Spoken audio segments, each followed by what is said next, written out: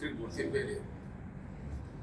రాజనరసింహన్ గారికి రేవంత్ రెడ్డి గవర్నమెంట్లో గౌరవమే లేదు. అందుకు ఒక లేటెస్ట్ సాక్ష్యం చెప్తున్నాను నేను.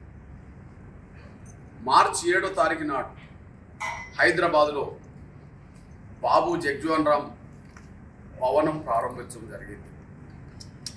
బాబు జగ్జీవన్ రామ్ గారి భవనం ప్రారంభోత్సవం జరిగింది. బాబు జగ్జీవన్ రామ్ గారు అంటేనే 100కు 1000% మాదిగలు తమ సామాజిక వర్గం అని చెప్పి భావించుకుంటారు.